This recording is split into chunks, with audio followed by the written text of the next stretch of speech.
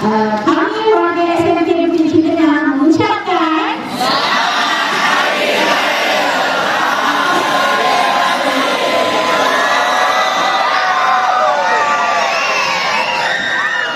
Assalamualaikum warahmatullahi wabarakatuh dan salam sejahtera. Saya Nazra Najwa dan rakan tugas saya Nur Madiha selaku wartawan MyTV anda pada hari ini. Suasana penuh warna-warni, pakaian tradisional yang cantik, hiasan kelas yang meriah dapat disaksikan di SMK BKT pada hari ini. Tanpa melengahkan masa, mari kita sama-sama menyaksikan kemeriahan sambutan Hari Raya Aidilfitri di SMK BKT yang berlangsung pada 3 April 2026 bersamaan dengan 15 Syawal 1447.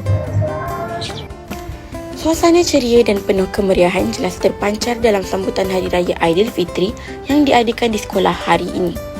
Warga sekolah tampil dengan pakaian tradisional berwarna-warni sekaligus menerikan lagi suasana perayaan yang penuh dengan nilai kebersamaan dan kegembiraan. Sambutan dimulakan dengan majlis rasmi di dataran perhimpunan sekolah yang menghimpunkan para guru, pentadbir serta murid-murid dalam satu suasana penuh harmoni. Pelbagai pengisian menarik diadakan termasuklah ucapan, persembahan murid serta sesi bergambar bagi memeriahkan lagi sambutan Aidilfitri tahun ini.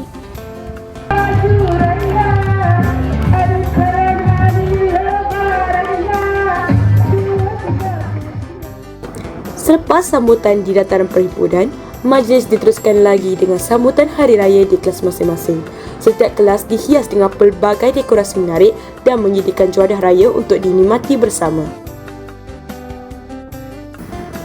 Guru-guru serta para pentadbir turut mengambil kesempatan untuk melawat setiap kelas bagi merasai sendiri kemeriahan sambutan yang disediakan oleh murid-murid. Kehadiran mereka disambut dengan penuh kegembiraan oleh para pelajar yang teruja menerima kunjungan guru ke kelas mereka.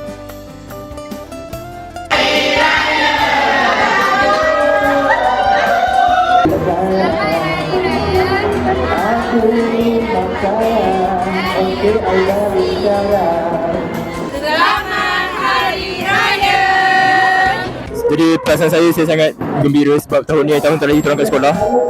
Macam mana pendapat kau? Bagi saya teruja lah sebab ni kan last year kita orang. So kita orang dapat menyambut Hari Raya bersama-sama dengan cikgu-cikgu, dengan kaki tangan sekolah apa semua. So saya sangat gembira hari ni. Okay, so teacher pun happy dapat beraya dengan anak-anak murid. Lagi-lagi ni anak-anak 4-5 yang last pada tahun ni. Bye!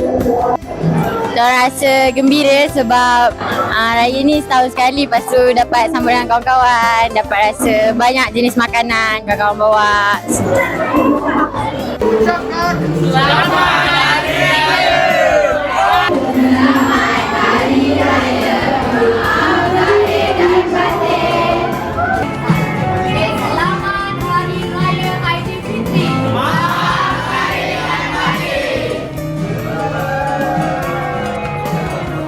Menurut pihak penganjur, sambutan ini bukan sahaja menjadi platform meraihkan Aidilfitri, malah memberi peluang kepada warga sekolah untuk memupuk nilai kebersamaan, hormat menghormati serta semangat kekeluargaan.